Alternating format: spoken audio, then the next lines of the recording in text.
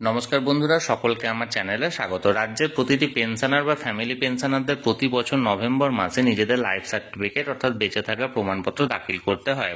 এই বছর এই লাইফ সার্টিফিকেট জমার ক্ষেত্রে বিশেষ করে আপনারা যদি ব্যাংকে গিয়ে অফলাইনের মাধ্যমে নিজেদের লাইফ সার্টিফিকেট জমা করতে চান, তাহলে সেক্ষেত্রে একটি বড় পরিবর্তন আনা হয়েছে এবং একটি নতুন সংযোজন করা হয়েছে। এবং এই নতুন সংযোজনের ফলে যে সমস্ত পেনশনার বা ফ্যামিলি পেনশনাররা আছেন তারা বড় রকমের সমস্যায় পড়ছেন যে এই ইনফরমেশনটি কিভাবে উত্তর দেবেন বা কিভাবে লিখবেন বা কোন কোন তথ্য এখানে ডিক্লেয়ার করতে হবে বা কোন কোন ডকুমেন্টস জমা দিতে হবে সেই ব্যাপারে কি নতুন সংযোজন করা হয়েছে এবং কিভাবে এর উত্তর দেবেন সকল কিছু আজকের ভিডিওতে বিস্তারিতভাবে আলোচনা করব। ভিডিওটি সকল পেনশনার বা ফ্যামিলি পেনশনারদের জন্য অত্যন্ত গুরুত্বপূর্ণ, তাই প্রথম থেকে শেষ পর্যন্ত অবশ্যই ধৈর্য সহকারে দেখবেন এবং ভালো লেগে থাকলে অবশ্যই একটি লাইক করবেন এবং সকলের সঙ্গে শেয়ার করবেন। আর সেই সাথে চ্যানেলে যদি প্রথমবার হয়ে থাকেন এই রকমের ইনফরমেটিভ ভিডিও আরও দেখার জন্য যারা এখনো পর্যন্ত এই চ্যানেলটিকে সাবস্ক্রাইব করেননি তারা অবশ্যই চ্যানেলটিকে সাবস্ক্রাইব করে নিতে ভুলবেন না। তাহলে চলুন আমরা বিস্তারিত জেনে নিই। দেখুন, আমি এই মুহূর্তে অফলাইনের মাধ্যমে ব্যাংকের তরফ থেকে যে লাইফ সার্টিফিকেট প্রোভাইড করা হয় এবং সেটাকে পূরণ করে জমা দিতে হয় প্রতিটি পেনশনারকে, সেটা আমি এই মুহূর্তে শেয়ার করেছি স্ক্রিনে, আপনারা দেখতে পারেন। এবার এখানে দেখুন কোন কোন তথ্য চাওয়া হয়েছে এবং কিভাবে এটা পূরণ করবেন। প্রথমত নেম অফ ব্যাংক, এখানে আপনার নিজের ব্যাংকের নাম দেবেন যে ব্যাংক অ্যাকাউন্টে আপনার পেনশনটি প্রতি মাসে ঢোকে। আমি এখানে এক্সাম্পল হিসাবে দিলাম স্টেট ব্যাংক অফ ইন্ডিয়া। তারপরে পেনশনার আইডি নাম্বার, এটা প্রতিটি পেনশনার বা ফ্যামিলি পেনশনারদের একটা নির্দিষ্ট আইডি নাম্বার, যে আইডি নাম্বারটা ট্রেজারি থেকে প্রোভাইড করা হয়। এখানে ফর এক্সাম্পল আমি দিলাম দেখুন 0235, এটা আপনার ক্ষেত্রে যেটা প্রযোজ্য সেটা এখানে এন্ট্রি করবেন।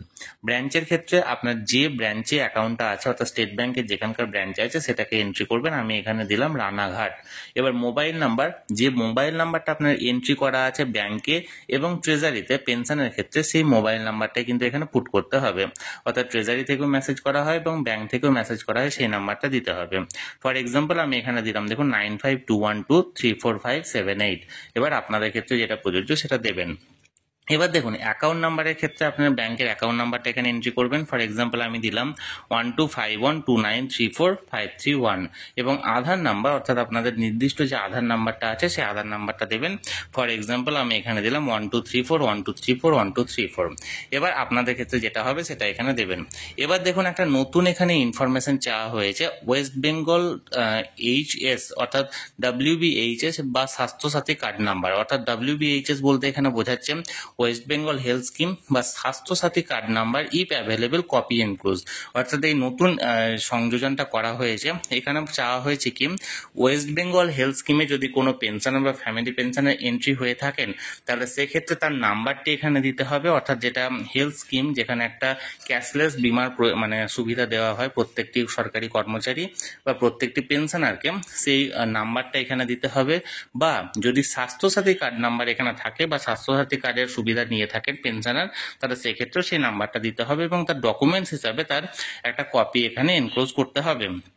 এবার অনেকেই আমাকে প্রশ্ন করেছেন যে স্বাস্থ্যসাথী কার্ড নাম্বারটা এক্ষেত্রে উনি হয়তো এন্ট্রি হয়ে আছেন কিন্তু অন্য কারো আন্ডারে, তাহলে সেক্ষেত্রে কি করতে হবে। অনেক পেনশনার আমার এখানে প্রশ্ন রেখেছেন, তা আমি সেই উত্তরে বলি আপনার আধার কার্ডের নাম্বার যদি এখানে এন্ট্রি করা থাকে কোনো স্বাস্থ্যসাথী কার্ডের মাধ্যমে, সেটা আপনি পারিবারিক হেড হিসাবেই নিয়ে থাকুন বা অন্য কারো হেডে আপনি যদি এন্ট্রি হয়ে থাকুন, সেক্ষেত্রে দুটোই কিন্তু গণ্য করা হবে। অর্থাৎ উভয় ক্ষেত্রে কিন্তু আপনাকে এখানে নাম্বারটা প্রোভাইড করতে হবে। ফর এক্সাম্পল অনেক ক্ষেত্রে হয়ে থাকে যে স্বনির্ভর গোষ্ঠীতে কোনো রকম বাড়ির মহিলারা সদস্যরা গোষ্ঠীতে যুক্ত হয়ে থাকেন এবং সেই সদস্য বা সদস্যার আন্ডারে আপনারা পরিবারের সকল পুরুষকে এন্ট্রি করা হয়।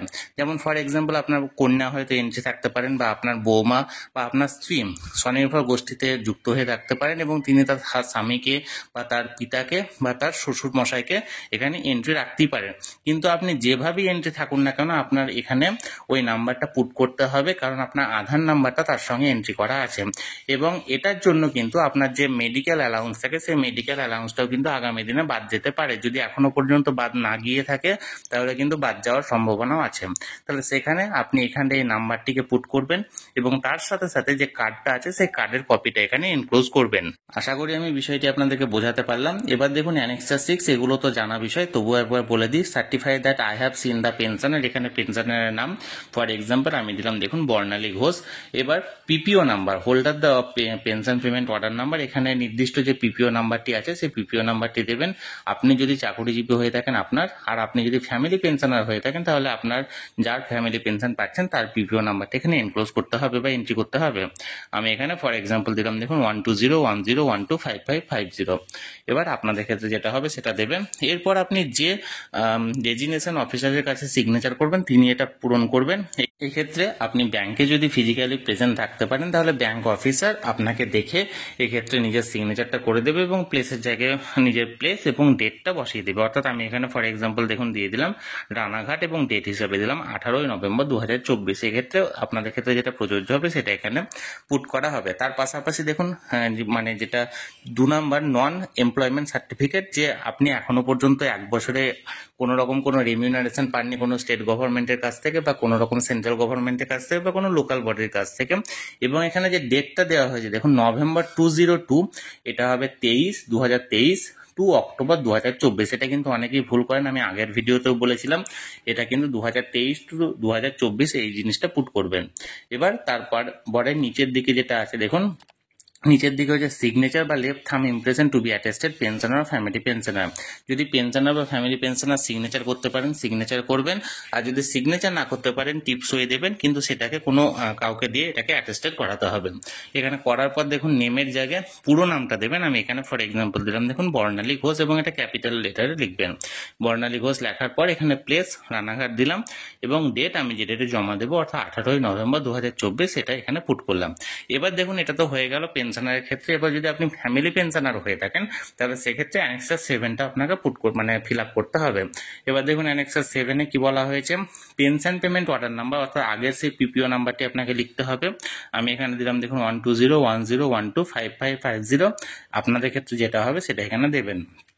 এবার তারপর দেখুন I hereby declare that I am not married and that I have not been married during the last 1 year, অর্থাৎ গত 1 বছর আমি বিবাহ করিনি, বা I hereby declare that I have not remarried during the last 1 year ending 31st October 2024। এবং আমি এটাও ডিক্লেয়ার করছি যে আমি পুনরায় অর্থাৎ আগে বিবাহ হয়েছিল সেটা আমি বিবাহ বিচ্ছিন্ন হতে পারি বা ডিভোর্সি হতে পারি, সেক্ষেত্রে আমি পুনরায় এখানে গত 1 বছরে বিবাহ করিনি সেটা একটা ডিক্লারেশন দিতে হবে। নিয়ে নিচে এখানে সিগনেচারটা করতে হবে।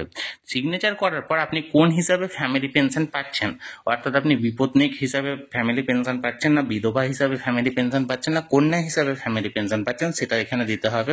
আমি এখানে ফর এক্সাম্পল দেখুন উইডো অর্থাৎ বিধবা হিসাবে ফ্যামিলি পেনশন পাচ্ছে সেখানে টিক মারলাম এবং তারপর লেট অর্থাৎ কার মানে মেন পেনশনার কে ছিলেন তার এখানে নাম দিতে হবে। এখানে আমি দিলাম দেখুন সুবীর চন্দ্র ঘোষ অর্থাৎ ওনার হাজবেন্ডের নাম আমি দিলাম। এবার আপনাদের ক্ষেত্রে যেটা প্রযোজ্য সেটা আপনি এখানে এন্ট্রি করবেন, বাস এইটুকুই করতে হবে। তারপর আপনাকে নিয়ে যেতে মানে এই ফর্মটাকে ফিল আপ সহ নিয়ে যেতে হবে ব্যাংকে। আর যদি আপনার এখানে সঙ্গে কিছুই নিয়ে যেতে হবে না, কিন্তু আপনি যদি ওয়েস্ট বেঙ্গল হেলথ স্কিম বা স্বাস্থ্যসাথী কার্ডের এন্ট্রি হয়ে থাকেন তাহলে সেক্ষেত্রে সেই কার্ডের একটা কপি জেরক্স আপনাকে নিয়ে যেতে হবে। তাহলে বন্ধুরা লাইফ সার্টিফিকেট সংক্রান্ত যে নতুন সংযোজন করা হয়েছিল এই সংযোজন অনুযায়ী কোন কোন তথ্য এবং কোন কোন ডকুমেন্টস আপনি দেবেন সেটা নিয়ে আমি একটা বিস্তারিত আলোচনা করার চেষ্টা করলাম। এই নিয়ে যদি আপনাদের কোনো প্রশ্ন থাকে অবশ্যই কমেন্ট করুন, আর এই ভিডিওটি ভালো লেগে থাকলে অবশ্যই একটি লাইক করুন এবং সকলের সঙ্গে শেয়ার করুন। আর সেই সাথে এই চ্যানেলে যদি প্রথমবার হয়ে থাকেন এই রকমের ইনফরমেটিভ ভিডিও আরও দেখার জন্য যারা এখনো পর্যন্ত চ্যানেলটিকে সাবস্ক্রাইব করেননি তারা অবশ্যই চ্যানেলটিকে সাবস্ক্রাইব করে রাখুন। ধন্যবাদ, দেখা হচ্ছে পরের ভিডিওতে।